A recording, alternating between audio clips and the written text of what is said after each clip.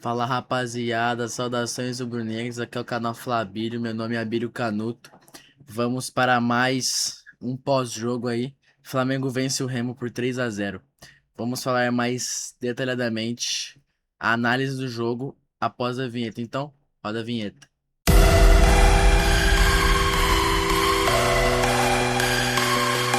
Bom, rapaziada, Flamengo venceu o Remo por 3-0 no Maracanã.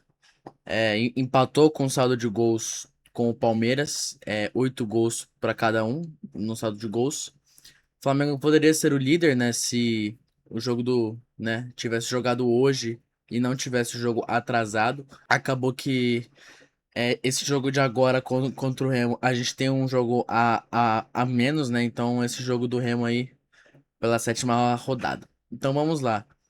Primeiro tempo do Flamengo foi muito abaixo, tá muito fraco o primeiro tempo do Flamengo. As jogadas que o Flamengo tava tentando fazer não estavam dando certo de jeito nenhum. O Flamengo tentava e não conseguia. O Flamengo abriu muito espaço pro Remo trocar passes na linha de ataque do Flamengo e teve chances perigosas o Remo.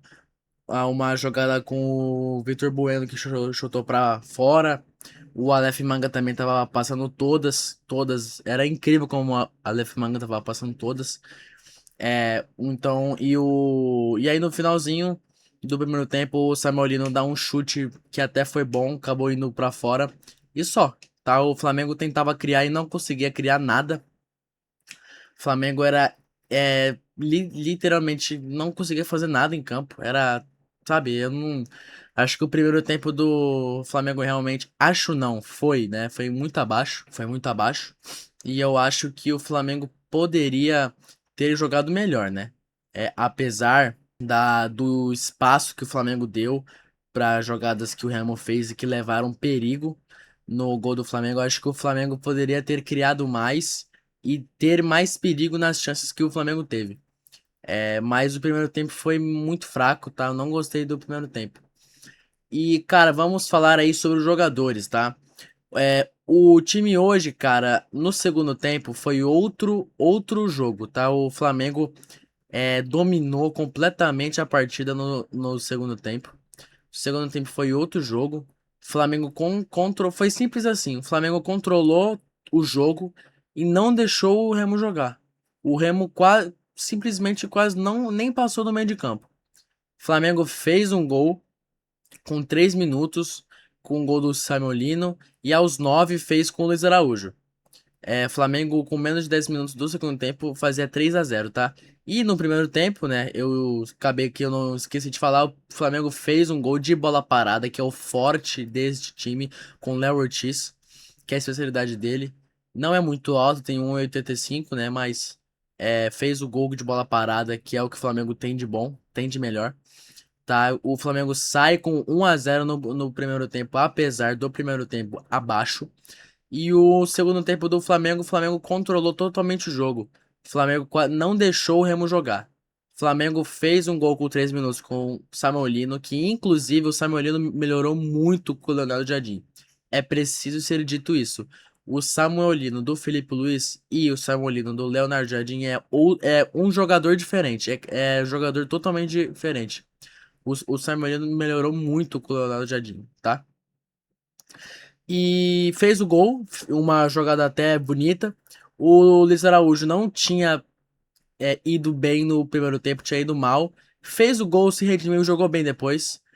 Pedro também faltou dele, mas ele fez o trabalho dele, conseguiu fazer o pivô, deu a assistência pro gol do Lino, fez boas jogadas, né, da assistência. E cara, sobre os jogadores, Royal, infelizmente, não é lateral para esse time. Royal não é lateral para o Flamengo. É um jogador muito limitado. Ele não tem um físico bom, ele não tem velocidade, ele não sabe cruzar direito, ele não consegue levar na linha de fundo. Claro que é, claro que ele tem qualidades. Se ele não tivesse qualidades e fosse um jogador ruim, o Flamengo não teria contratado ele. Mas ele é um jogador muito limitado. É assim, cara, o Royal numa fase boa é pior que o Varela numa fase ruim. Então, o Varela na fase ruim é melhor que o Royal na fase boa, tá? Porque o Varela tem muito mais qualidades que o Royal. O Léo Ortiz melhorou muito também, tá? Hoje o Léo Ortiz, além do gol, jogou muito hoje, tá? Fez o seu papel, conseguiu anular o Aleph Manga no segundo tempo, que talvez tinha sido um pouquinho de dificuldade pro Léo Ortiz no primeiro tempo. E o Arrascaeta, cara, ele não. Parece que ele não entrou em campo esse ano. O que que aconteceu com o Arrascaeta? Tá, o Paquetá não pode ser banco. E eu digo mais. O Leonardo Jardim não, com certeza, ele não vai abrir mão do Pulgar e do Jorginho, cara. Isso é óbvio. Qualquer treinador que chegue no Flamengo, até o Tite, nenhum treinador que chegue no Flamengo hoje, qualquer um, não vai tirar Pulgar e Jorginho. São os melhores volantes da América do Sul, né? E o Arrascaeta tem que ser banco pro Paquetá. Tá, eu acho que o Leonardo Jardim viu que o Arrascaeta fez um jogo abaixo. E não é só esse jogo, ele está fazendo jogos abaixo desde o começo da temporada. A primeira assistência dele nessa temporada foi hoje, com o gol do Léo Ortiz. Foi de escanteio que cobrou. Né, pra você ter uma ideia, já passou vários jogos que ele jogou e não tinha dado uma assistência. Mas eu acho que o Arrascaeta, enquanto ele não melhorar e a gente não conseguir ver o Arrascaeta do ano passado, que foi a sua melhor versão desde que ele chegou no Flamengo, ele vai ser banco pro Paquetá. E o Paquetá entrou bem, né? Ele entrou super bem e ele deve estar puto. Nossa, mas por que ele tá puto, Abílio? A Copa do Mundo tá batendo na porta. Ele foi banco hoje.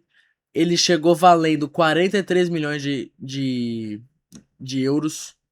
E, cara, tanto o Felipe Luiz quanto o Leonardo Jardim colocou ele no banco em alguns jogos. Colocou o Paquetá como titular no jogo contra o Botafogo, né? Fez um passe espetacular pro Varela que deu pro Pedro para fazer o gol. Então, o Paquetá joga bem melhor que o Arrascaeta essa temporada. E se o Leonardo Jardim fala que os melhores têm que jogar, então o Arrascaeta tem que ser banco para o Paquetá. E a zaga foi bem. E o Léo Pereira e o Pulgar estão fora do jogo no domingo contra o Corinthians. Tomaram o terceiro amarelo. É, alguns torcedores falam que deviam colocar, que o Leonardo Jardim devia ter colocado o Léo Pereira e o Pulgar, mesmo que eles já tivessem o segundo amarelo, com o risco de tomar o terceiro, porque era jogo para ganhar bem, para fazer saldo. Fizeram saldo, fizeram 3-0, podia ter sido mais. Mas eu discordo, cara. Eu acho que o Leonardo Jardim podia ter visto que eles já tinham o segundo amarelo. Ele podia ter botado o Vitão e o Everton Araújo pra talvez colocá-lo o Léo Pereira e o Pulgar no segundo tempo, ou até poupar, porque, gente, é o Remo no Maracanã, tá? Com todo o respeito ao Remo, mas os times nem se comparam. Sabe? Então eu acho que poderia ter visto isso e ter colocado um Vitão ou um Danilo, um Dela Cruz ou um Everton Araújo, sabe? Mas o time hoje foi bem. Como eu falei, o Samolino melhorou muito, o Pedro jogou bem. É, o Luiz Araújo entrou mal no primeiro tempo e no segundo fez o gol, se redimiu, jogou bem. Paquetá tem que ser titular e Arrascaeta banco. É triste de dizer isso, mas é a realidade. Se é pra colocar os melhores, o Paquetá tem que estar como titular. Jorginho e Pulgar jogando bem como sempre. Alexandro jogando bem. Royal é limitado, realmente não tem como ser lateral do time do Flamengo. E o Léo Pereira e o Léo Ortiz, cara, jogando muito bem, tá? E o Rossi sempre com a segurança dele. Cara, sobre a sorteio da Libertadores, muitos acharam que o grupo foi difícil. O Flamengo vai pegar um time do Peru que é na altitude. Pegou time colombiano que costuma ser chato. Pegou o Estudiantes. Tá, time brasileiro não pode enfrentar time brasileiro. E, cara, o pior realmente era o Estudiantes, cara. E o Palmeiras e o Fluminense pegaram baba, como sempre, né? O Palmeiras sempre, todo ano pega baba, faz a melhor campanha porque só pega baba, entendeu? É sempre assim. Sempre faz a melhor campanha, né? É assim. E, cara, o Estudiantes vai ser chato. No ano passado a gente quase foi eliminado pelos Estudiantes na Argentina, realmente. Mas, cara, eu acho que o time do Flamengo é muito superior a todos os times da Libertadores, inclusive do Palmeiras. O time do Flamengo é estrelado, Paquetá, Arrascaeta, Pedro, Cebolinha, Samuel Lino, Rossi, Léo Pereira, Léo Ortiz, só tem craque nesse time. O time do Flamengo é muito qualificado e a cada jogo que o Leonardo Jardim vai propondo, vai mostrando para o seu torcedor que o Flamengo está melhorando e muito. E o começo de ano de Felipe Luiz foi tenebroso e o Leonardo Jardim está, graças a Deus, está conseguindo resolver isso. Tá, então eu achei que o grupo está sim difícil, mas não tão difícil como o Paparazzo Rubro-Negro, por exemplo, falou que é um dos grupos da morte, não é um dos grupos da morte. Inclusive, ele não falou que é um dos, que é o grupo da morte. Com certeza não é. É o grupo do Cruzeiro, Cruzeiro, Boca, Universidade Católica e Barcelona de Guayaquil. Esse sim é o grupo da morte.